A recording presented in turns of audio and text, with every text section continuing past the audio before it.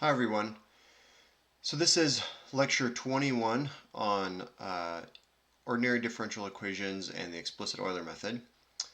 So our outline for today is we're going to start talking about differential equations.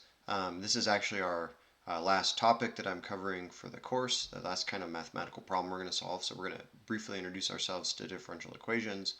And then we're going to turn to the method that we're going to use that we're going to learn to use to solve these differential equations, which is called the explicit Euler method. And then we're going to do a couple of examples. So that's the order of today. Let's get started. So this is the topic of differential equations. Like I said, is the last one we're going to cover in the class. And I know that many of you who are taking this course have not had a formal class in differential equations yet. Maybe that's what's coming up next semester. Maybe you did it this semester. Regardless, I want you to know that the things we're going to cover here are different than the analytical methods. So that's going to be my first comment. So in an ODEs course, okay, so at BYU this is either Math 303 or 334. Okay, you cover analytical methods for solving ODEs. Okay, and I'm going to actually talk in just a second a little bit more about what differential equations are to sort of specify this. But numerical methods are quite different.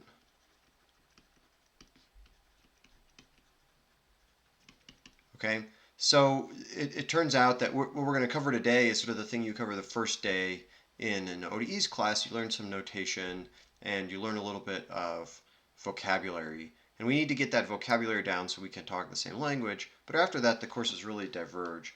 And so what we're going to learn here really, if you're in a differential equations class, that'll help. You'll know the language, but you still need to learn these methods. And if you're not, you don't need to worry. I'm going to teach you everything you need to know. Okay? All right. So that said, what is a differential equation? So let's come down here and talk about that. So what is a differential equation?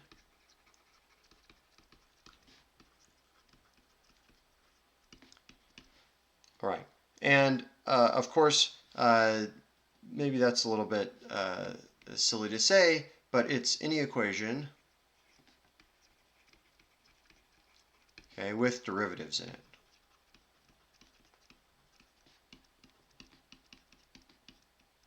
So, and let me just give an example. So some examples include m d2x dt squared is equal to f. So this is mass times acceleration is equal to the force. This is, of course, Newton's second law. All right. As is, this is another differential equation, say dc dt is equal to minus kc squared. All right, this is a second order chemical reaction. Okay, so the overall idea here, or the overall thing I just want to point out with this is they're super common in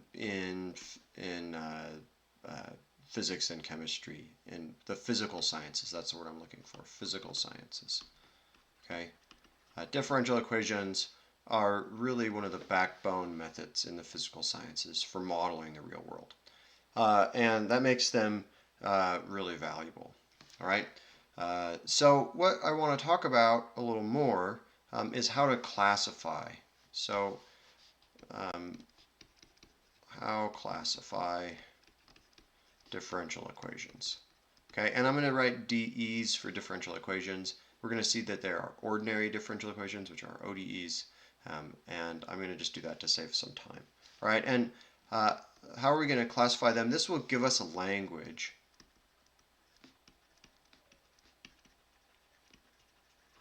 To be able to talk about them.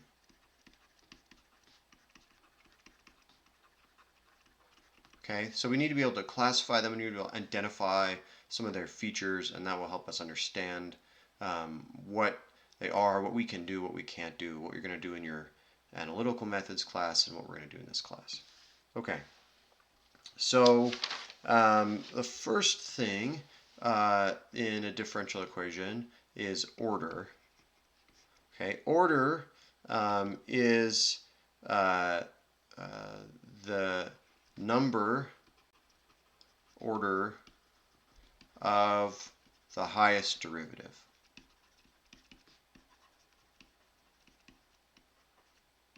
Okay, so for example, we had this guy up here, m d2x dt squared is equal to f.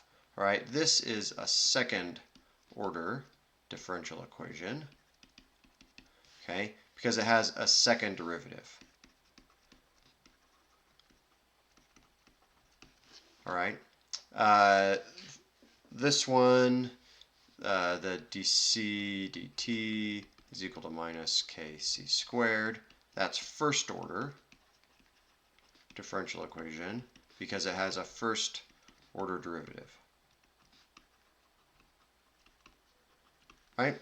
So why don't you, I'm going to write one up. Let's see if you can figure out what order this one is. So if I have d2x dt squared plus dx dt minus x squared is equal to 5. Okay, what is that one? What order is that? Pause the video and take a guess. Okay, the answer is it's a second order. Right? It has a second derivative right there. So that makes it second order. If it has both second order and first order derivatives, it's second order. The second order trumps the fact that there's multiple orders of derivatives. Okay? So second order. All right. The next property is linearity. Right? We've seen linearity before. Linearity is a super important property. Okay, so just like algebraic equations,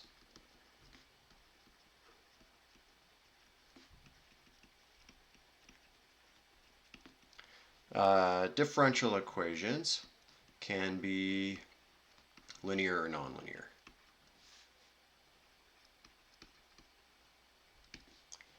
Okay, so in your differential equations class, you're pretty much almost always going to stick to linear. I think it was a math professor at UCSB who used to say linear means things you can solve by hand. Okay, so that's kind of the deal in your differential equations class. There's a little bit of exception to that. I think you learned some first order methods in an ODEs class with an integrating factor perhaps where you can do a nonlinear equation. And you probably learned some series expansions which are super useful, but they're a way of actually turning a nonlinear system into a linear system so you can solve it. So let's look at a couple examples and think about what linearity means. So if I have this guy that we've been doing, the second derivative of x is equal to f. All right, so if that's my was that guy linear or nonlinear? If this is just a number, suppose that's just a number like g, okay, or m, or mg, excuse me. Suppose that's just mg something, okay? This is going to be linear.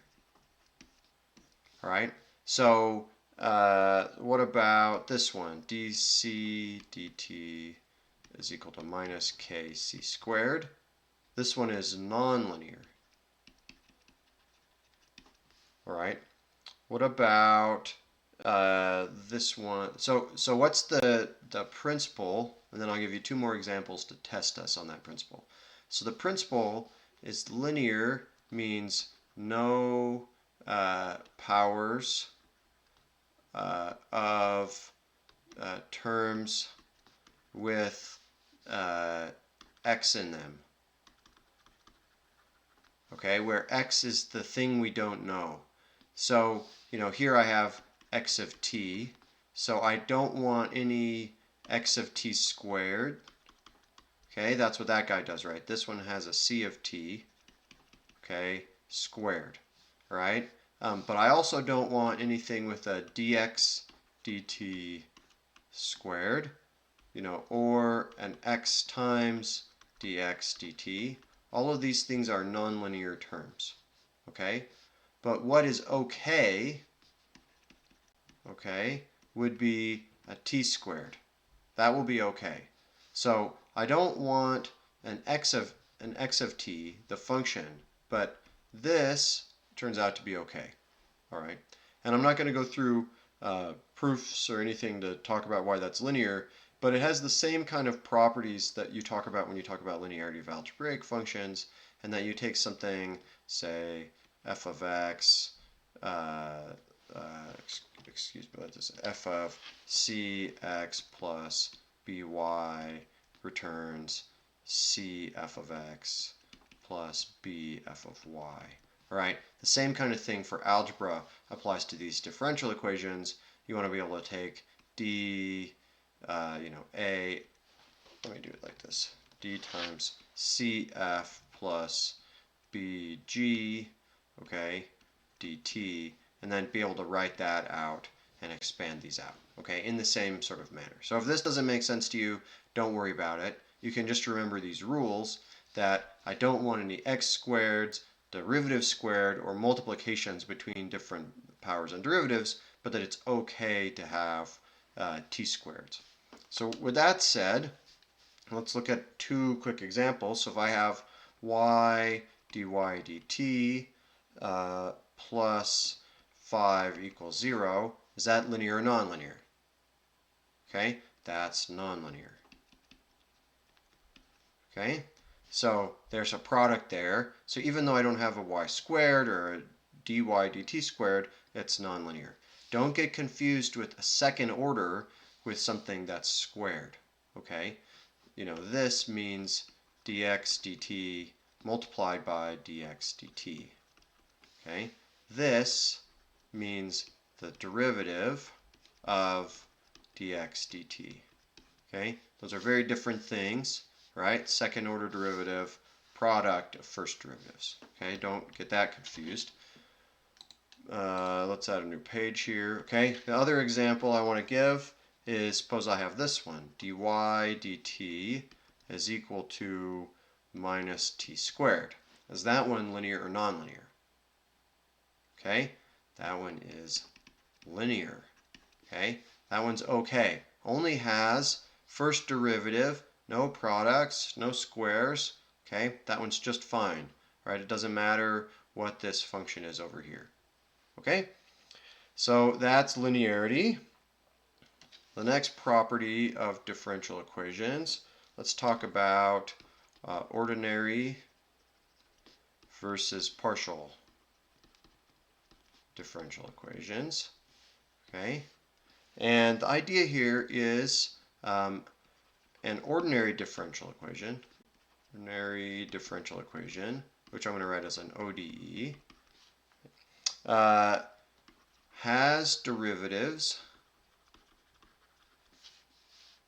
Forgot an E on that, derivatives, or I was going too fast. Has derivatives, and I'm going to say with respect to. So that's a lot faster than writing with respect to. Okay, only one variable, while a partial differential equation has derivatives with respect to more than one. So underline that one, more than one variable. Right, so let's look at an example of what that means. So if I have dc dt is equal to minus kc squared, okay, I only have derivatives with respect to t. That means that c is a function of t only. All right, so that's ODE. All right, now let's look at this one. Suppose I have dc dx, let's say that it's squared, plus d squared c dy squared equals 0. Okay, that means that c has to be a function of x and y, and I'm taking derivatives with respect to x and y. So that is, I guess I should have written that out. I have d dx and I have d dy. I actually have second derivatives on them. Okay, so that's a partial differential equation. So the easy way to identify it, right, is that an ordinary differential equation has ordinary derivatives, regular derivatives. Okay, partial differential equation has partial derivatives.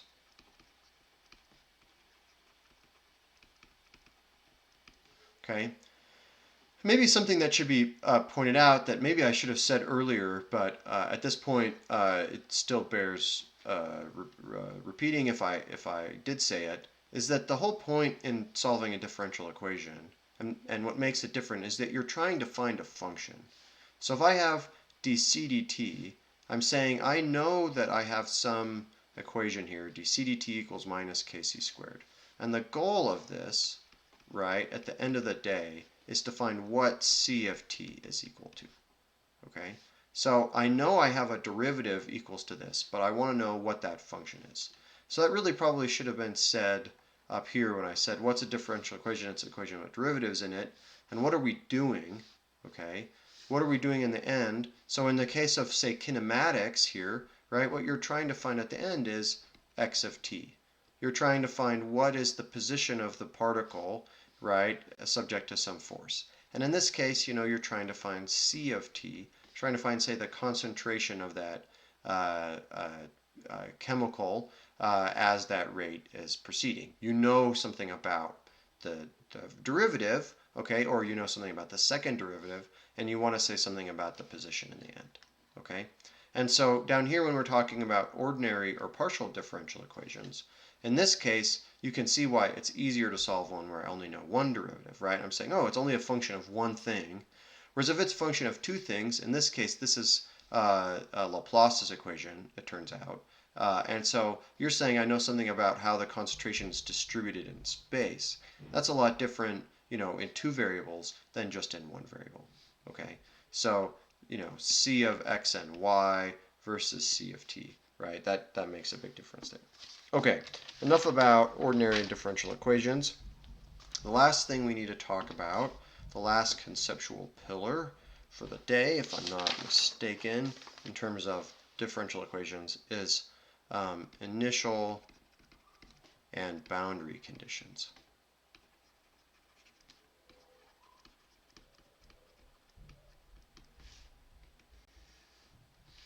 Okay, so all differential equations need auxiliary conditions.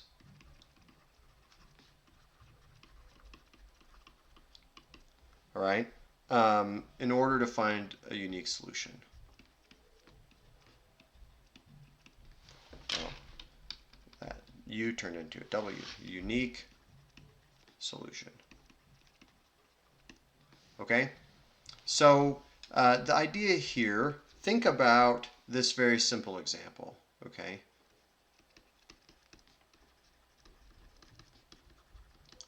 Suppose I have dx dt is equal to v, right? This says the time derivative of the position, right? This is my speed or my velocity, right? Is equal to this constant. Okay, turns out you and I can both already solve that differential equation. We can do that by integrating. So I'm going to say that x is equal to the integral of v dt. All right, and what I did here, right, I can just separate and integrate. I can put the dt on that side, integrate both sides, and what do I get? I'm going to get that it's vt plus a constant. All right, so this was an indefinite integral, right?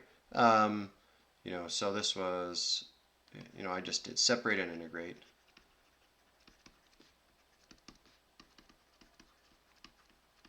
And this was an indefinite integral, right? And we remember that in order for me to know the position at any time, I don't know what this constant is, right? This is an unspecified constant. So if I think about, physically what's going on, right? I'm saying I want to know position with time, and it could be, that's my velocity is my slope. Okay, maybe that's what my velocity is. But depending on what position excuse me, I'm going to do it like this. Is that right? I'll just one down here. Doesn't really matter. Okay, depending on what my initial position is, okay, I can start out with something that comes up here, or something that comes here, or something that comes over here. All right, they all have the same slope. Okay, they all go up in time the same, but depending on what that constant is, that can be here, here, or here. Right? So often what we do is we say, well, I want to know x at time equals 0. X at time equals 0 is equal to v times 0 plus c. That means that this constant means x0. It means x at time 0. Okay? And if I specify what that is, if it's equal to 0, if x at time 0 is equal to 2, if x is equal to minus 2, something like that, right? So if x naught, which was c, is equal to 2, I might get this one right there, okay? Or if x naught was equal to minus 2, I might get that one. Here x naught would be equal to 0. All right? So, I need some other condition, okay? So, so let me just state that. So you need an auxiliary condition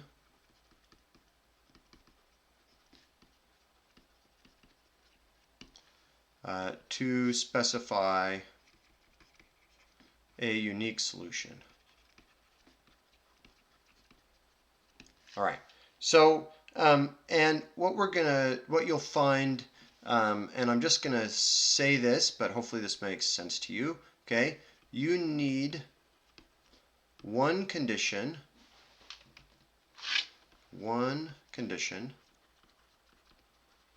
for each order of derivative. All right, so if I have dx dt is equal to v, I'm going to need x naught.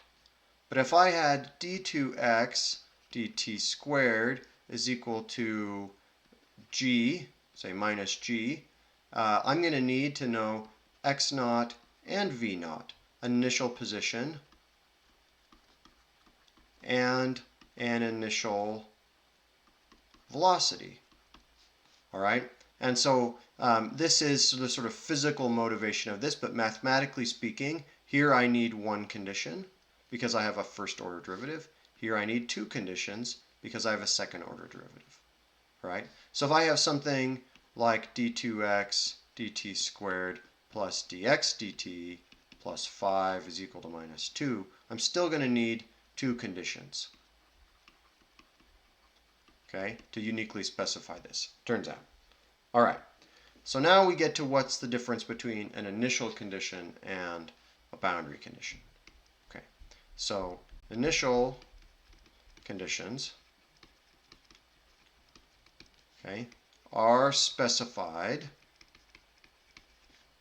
at the same point.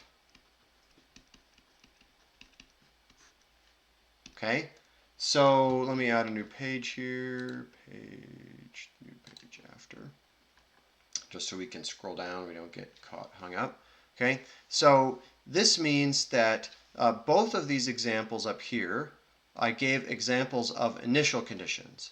All right, so if I say that dx dt is equal to v, and then I specify that x at t equals 0 is equal to 2, this is an initial condition. Okay? For first order equation, I always have initial conditions because there's only one point for them to be at. If I have d2x dt squared is equal to minus g, and I say x at t equals 0 is equal to 5, and then I say dx dt at t equals 0 is equal to 2, those are initial conditions. Those are initial conditions because I specified them at the same point. Now I could also say that d2x dt squared is equal to minus g, and I can say x at t equals 5 is equal to 5, and x at t equals 5 is equal to 2. These are also initial conditions. All right? As long as they're at the same point, they are initial conditions. All right? So, suppose I've got x versus t and I've got some thing out here. I could specify at 0 or I could specify at 5. It's the same thing. All right? That's enough information to know the whole curve and to specify it uniquely. All right. So what's a boundary condition then? Okay? A boundary condition is the opposite. So a boundary condition, let me give some space there. A boundary condition is anything else. In other words, when conditions, when conditions are at separate points. So for example, if I had d2x dt squared is equal to minus g, and I said x at time equals 0 is equal to 5, but this should have been a dx, dx dt. Apologize if that was confusing, okay?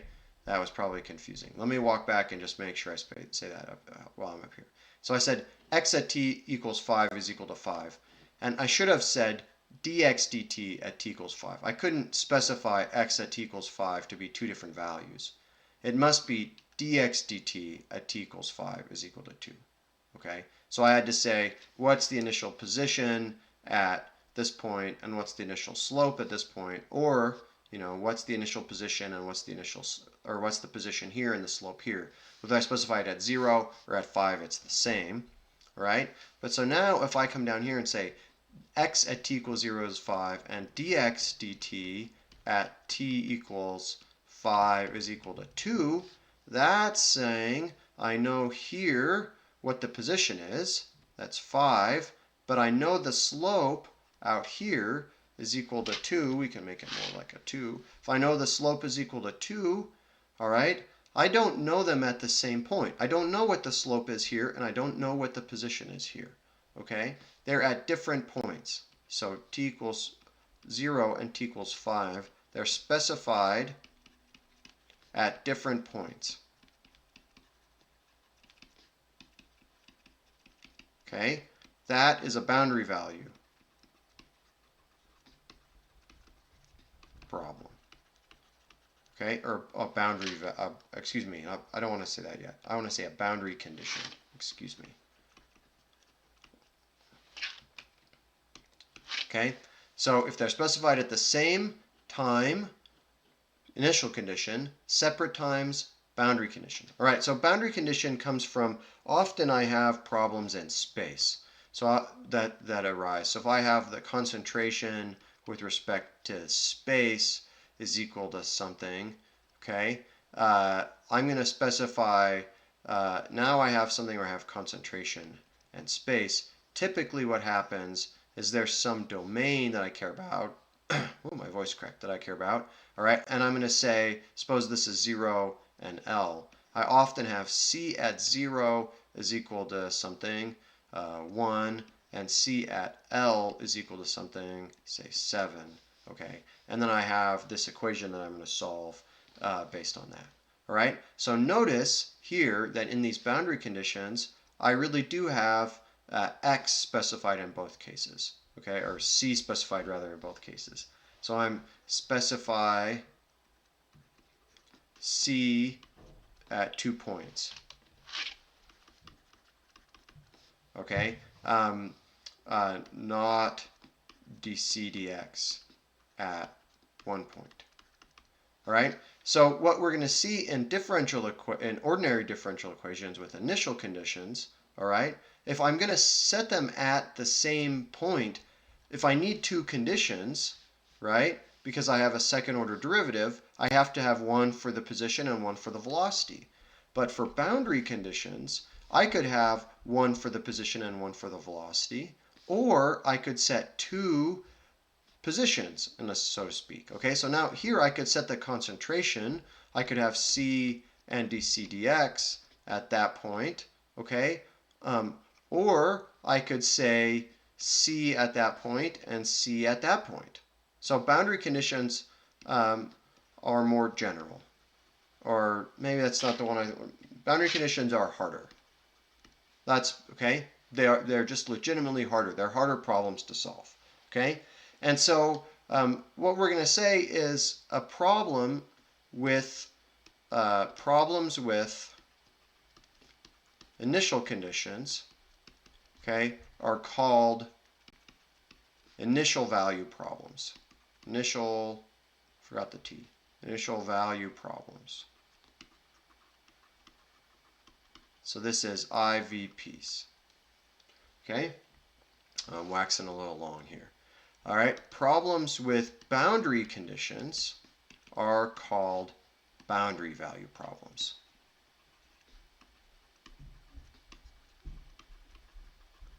Okay, which are BVPs. All right, so now we're ready to talk about in our class, okay, so for us, okay, we are going to do any order, nonlinear in general, okay, or linear, ODEs, and we're going to do initial value problems.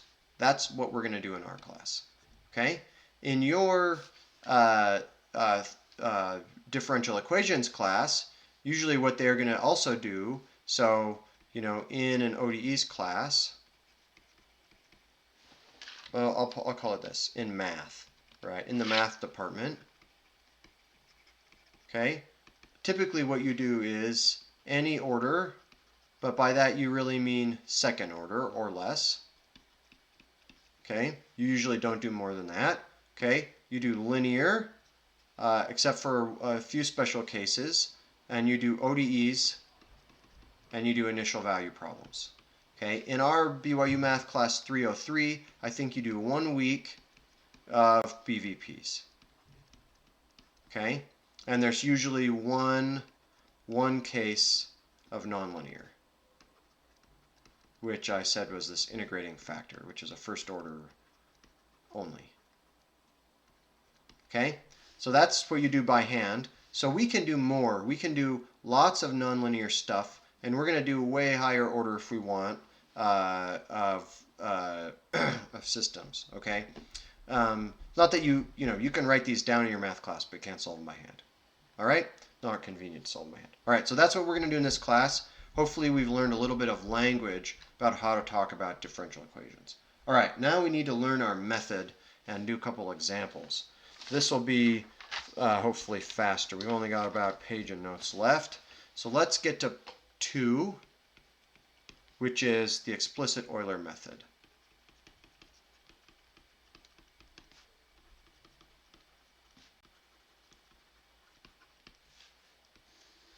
All right. All right, so I just said this. So we're going to focus on, we're going to do ODEs and anything else I need to say. So today, we're going to do just the following. We'll get a little harder next time. So today we're going to do first order ODE IVP. Okay. but it could be nonlinear. So first order only. So let's write that down. So a single first order IVP has the generic form. All of the equations look like this. dy dt is equal to some function of y and t. And I know I need to know a condition, an auxiliary condition, which I'm going to say is y at 0 is equal to y naught. Okay? So this could be not at 0, but then I could just change what t means, subtract it, and then I could make it at 0, right? So if I go back up to my case, maybe you're thinking, oh, he said I could specify at any point, and it's true, but I could just shift my axis, define a new time, call that t prime, have it be 0 right there if I want. Okay, so in general, I can just say this is the generic form. Okay, so you can think of this, if you want, you can think of this as a rate equation. Dr. Lignell pointed this out to me, and I like this as a way to explain this. You can think of this as a rate equation. Okay, so the left-hand side, okay, this thing over here, the left-hand side is a rate of change of y, right? So I'm saying, what's the rate of change of y? The right-hand side, okay, is some function, okay, that dictates that rate of change, all right? So I'm saying the rate of change is equal to this function, okay? And then I have my initial condition, which is my, initial position, so to speak, okay?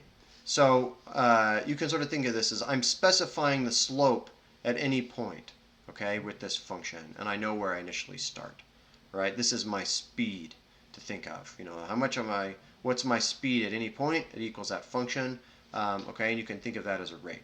So this is rate of change or a speed. All right. So you can think of that as a position speed or maybe a concentration, right? Like how fast does something react, or something like that. Okay. So how are we going to solve this? All right. So we're going to use what's called the explicit Euler method.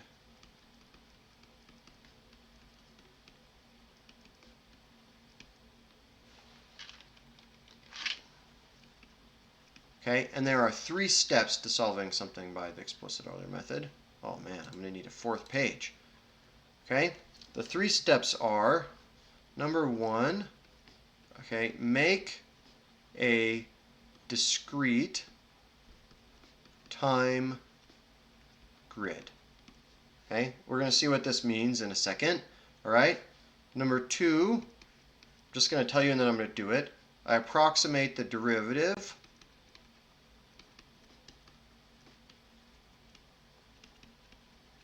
on this grid. All right, and then the 3rd step, 1, 2, 3, sorry, I was glancing over to make sure I wasn't writing down here where my face is. Okay, the last one is to use the grid and derivative, okay, to rewrite the ODE. Okay. All right. So those are the 3 steps. All right. So now let's do the 3 steps on this example up here. All right, and we'll see what that method is. Okay. So step 1 was make a discrete grid. Ooh, that was a terrible make. Make a discrete grid. All right, so I've got drawing problem. Okay, so let's call this up here n. I'm going to call this t. N is going to be a counter, t is the time. So t is 0 here, and I'm going to go through and put in points. Okay, I'm going to call this one, suppose this is time 0, suppose that's time 1/2, 1.0, 1.5, 2.0, 2.5. Okay, So I've taken this time continuum and broken it up into discrete chunks. And so I can label those 0, 1, 2, 3, 4, 5, etc. Okay, this can keep going on and on and on. All right? And of course, I could also evaluate y at those points. So I could have y at 0, y at 0.5, y at 1, okay? And I would call that y0, y1, y2, etc. Right? So what I'm doing is I'm saying I have some time continuum, but I'm only going to worry about it at these discrete time points. Okay? So that's step 1 in the method. So maybe I'm going to write over here just to remind us. I have dy dt is equal to f of yt. Did I write it as yt or ty? Yt. Okay? And I say y at t equals 0 is equal to y0. All right? So what I'm saying is I know y0. Maybe I'll put a little box around that. I know that guy. That's my initial condition. That's going to be a known thing. Okay? That one's right there. Maybe I'll put a box around there just so we can specify that. All right? That's my initial condition. I'm going to know that one. And it turns out what I'm going to do, we're going to see in a second, I'm going to use the fact that I know this to propagate forward and to find what that one is and what that one is and what that one is, etc. as I move along down. And that's going to allow me to solve. Okay? So 2, what I need to do is approximate the derivative. Okay? Oh man, derivative, okay, on my grid. All right, so I know I have dy dt up here. And what I'm going to say is that that's approximately delta y over delta t, which is y at n plus 1 minus y at n divided by t at n plus 1 minus t at n.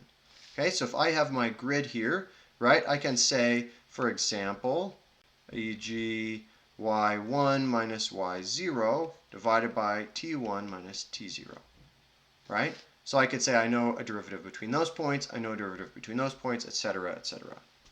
Okay, last step then in 3, okay, is I want to put 1 and 2 together into that equation up here, okay, into this guy right up there, right? So maybe I'll put blue box around it, okay, into blue box, okay? So what I'm going to say, maybe we want to leave that up there while we're doing that, okay, is I'm going to put, I got to go all the way down to the bottom of my pad here, y, let me scoot that up a little bit, y at n plus 1, right there, minus y at n, divided by t at n plus 1 minus t at n. So that's dy dt is equal to f, okay? And now I need to make a decision. I have a y and a t here, and I'm going to say, I'm going to put them at time point n. So I'm going to say y at n, t at n, okay? And so that is now this equation written on my grid. So at any point I know, so for example, I should definitely scroll down if I'm going to do that.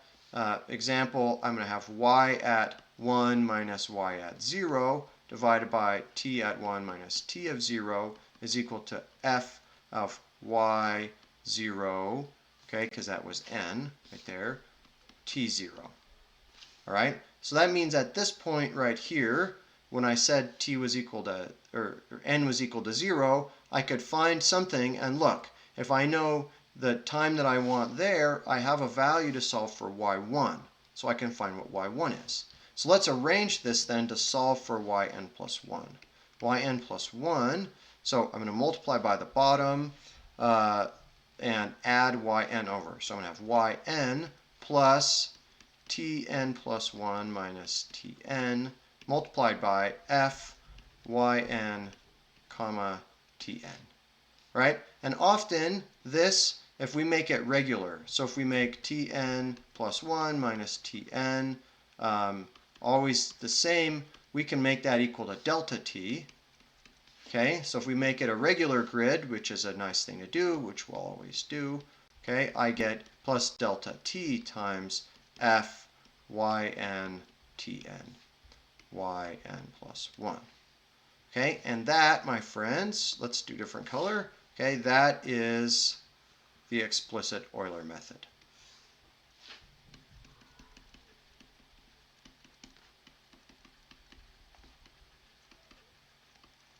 Okay, so that's all I have for explaining. Let's do a quick example. I know we're running short on time, so I'll try and make this not too long. Okay, let's do an example to code in Python and Excel.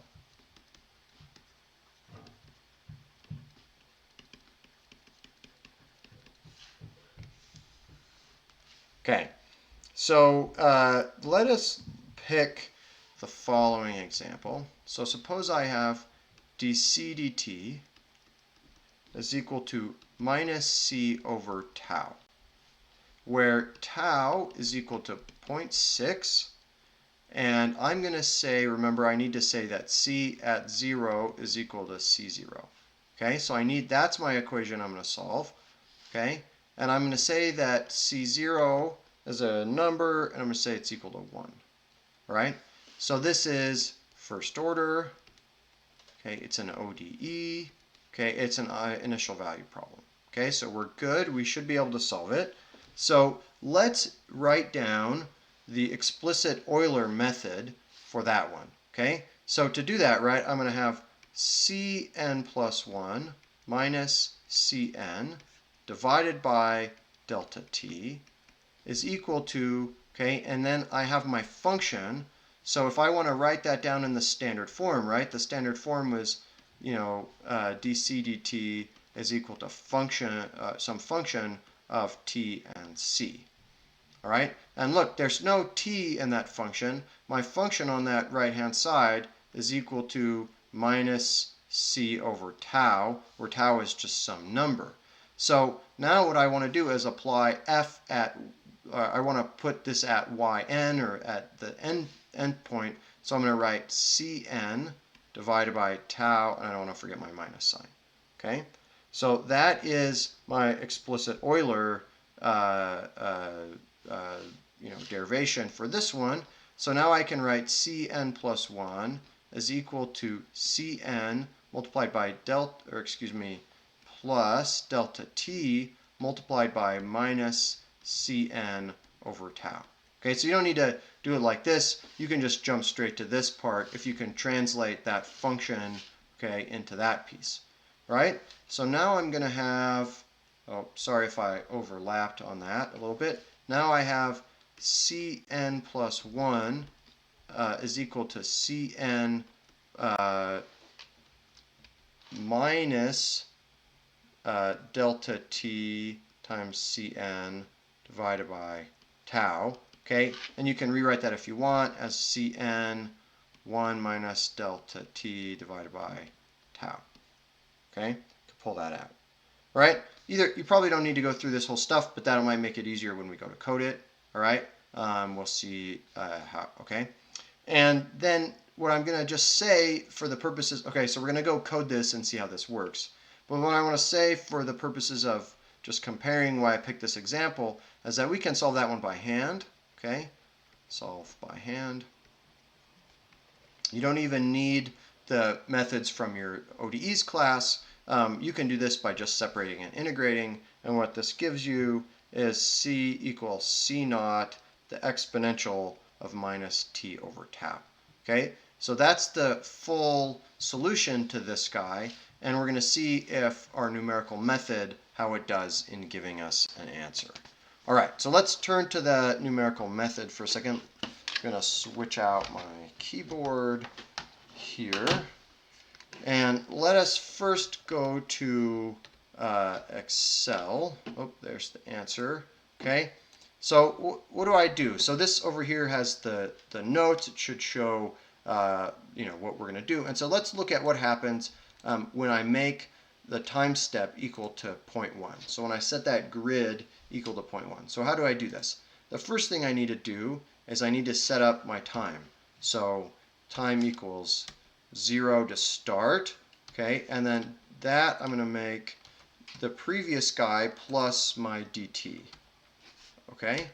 And now when I drag this down, okay, it's going to have the time grid that I want based on that dt. And what I'm asking for here is let's solve it in the range from 0 to 5. So I think that's what I do down here. So if I'm going to have that, that's going to be a bunch of points, right? If I'm going by 0.1, should have 50 points. Okay, so now how do I put in the concentration?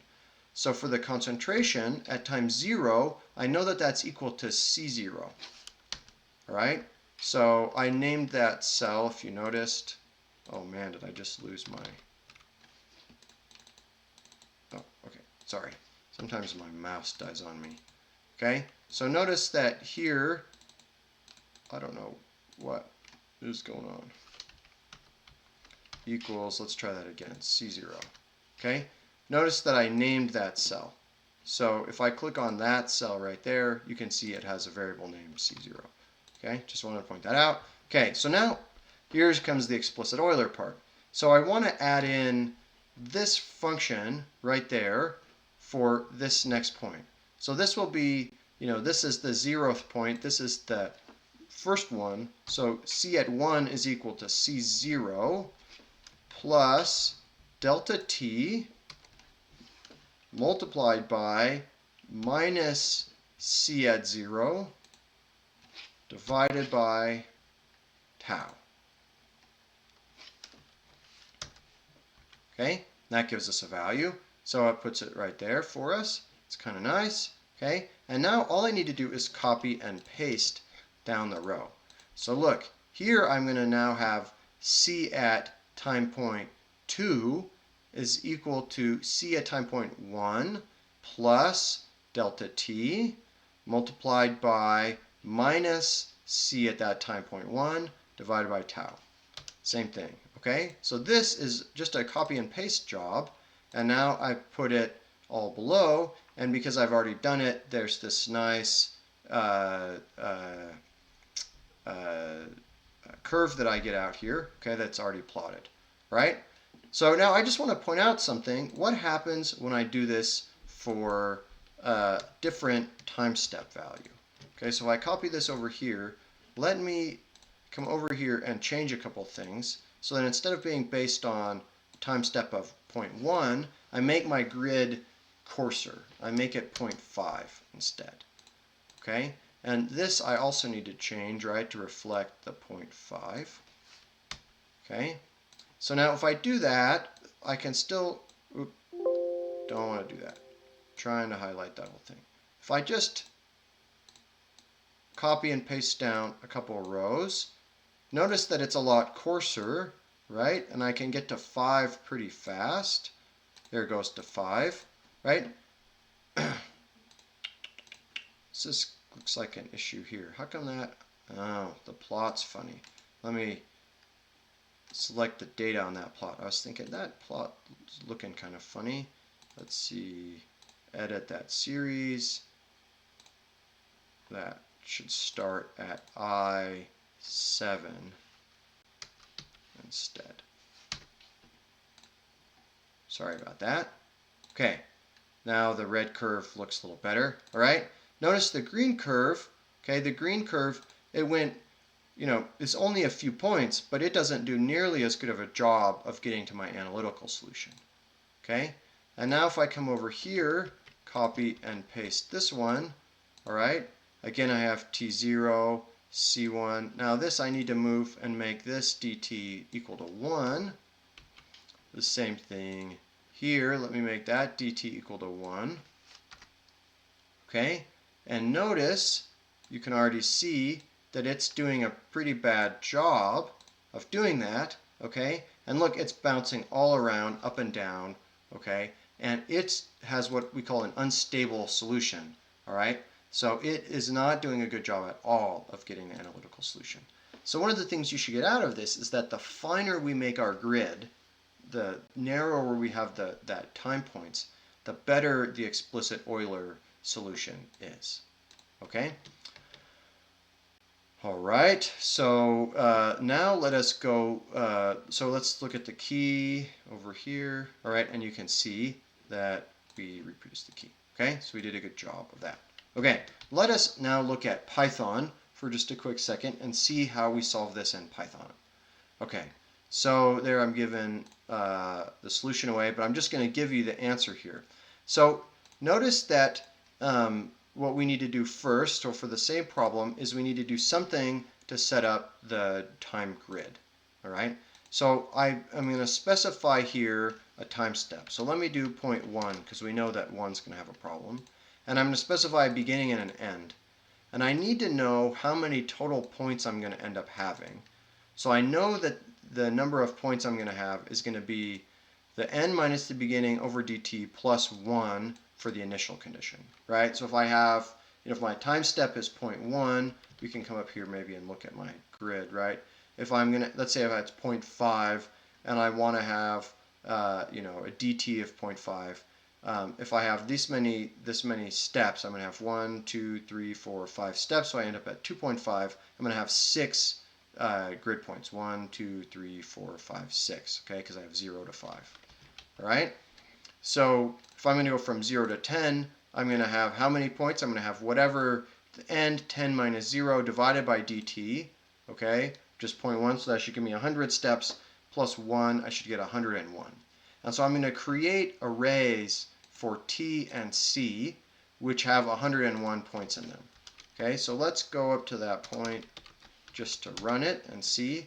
So I have dt is 0.1, okay, and then t now, if I look at the length of t, it has 101. I look at the length of c, it has 101. Okay, and I look at the number of points, right? That counts it. I could go backwards if you want. If you knew instead that you wanted to say t is equal to numpy.linspace, suppose you knew you wanted to go from 0 to 10 with 101 points, you could do that. Then you'd have t there, and then you could say dt is equal to t at 1 minus t at 0. Okay, that would also be allowed. All right, that's going to give you, I have a little numerical error, but that would basically do the same thing. Okay, and then you would need to do c is equal to numpy.zeros, okay, the length of t. That's fine too. Okay, you could do the same thing. I did it backwards here. Either way works. Okay, so then what we need to do, let's specify our constants. So I specify c0 and tau. Those were numbers that were given in the problem. Okay, and now what do I need to do? I need to write a loop. Okay, anytime I copy and paste down a column in Excel, I'm going to need to make a loop. So I'm going to set t at 0 equal to the beginning value, which is just 0 there, all right? And I'm going to set c at 0 equal to c0. And then what I'm going to do is I'm going to go through my loop, and I'm going to say c at the next point is equal to c at the previous point plus dt times minus c over tau. That's exactly the same as my explicit Euler method. I just code it right in, okay, where this subscript here, n plus 1, that's the value in my array that I'm accessing, the next value in my array. So I'm just sort of progressively filling in the array as I go along. And I can also update time, right, by taking the previous time point and adding it along. So if I didn't do this linspace thing, which I didn't do up here, I can fill in time by adding in a dt as I go to each next step. Okay? All right, so I can run that. Let me do that. All right, and you can see that it fills my t array and it fills my concentration array. Now I get values for all those things. Okay, so last thing I do is I make the exact solution. So I say the exact solution has this linspace going from the beginning to the end, and I just give it 100 points so that I always have something pretty to plot. Okay, and then here's my exact solution. So I compute my exact solution, and then I make a plot. Okay, and so you can see the same thing. Here's the exact solution in orange. The explicit Euler solution in blue, all right, is behind it. That looks just like this one here, except I'm a little more spread out here. go out to 10 instead of to 5. Okay, maybe we should make it go to 5 so that we get the same plot. Maybe that makes it look a little better. Okay, now you can see, looks the same, right? So what happens if I go to 0.5? Yep, I go down, doesn't work as good. And if I go up to 1.0, I get this unstable bouncing around. Okay, the nice thing about Python is I can go to something really small. Suppose I go to 10 to the minus 3. Okay, now I get my explicit Euler solution that lays right on top of my exact solution. All right, and you can go even smaller if you want. You can go something really tiny like 10 to the minus 6, and then your code will take a while to run because it's now computing 1,000,000 points. All right, and it's going to take a long time to do that. I don't even know. I didn't think it would take quite this long, so I'm just going to try and kill it. And there I did. Let me make it go 10 to the minus 4. Just that should work pretty fast. There we go. Okay, so you can get it to be really close by making your time step really tiny, but you can see if you make it too tiny, the method takes a long time to solve. All right? Okay, so that is all I have for you. This is the explicit Euler method for solving differential equations. Hopefully today you learned a little bit about differential equations and how to name them and talk about them. You learned the explicit Euler method, okay, how to solve them, and you saw some examples of doing this in Excel and Python. Okay, so that's all I have for you, and I hope you have a great one.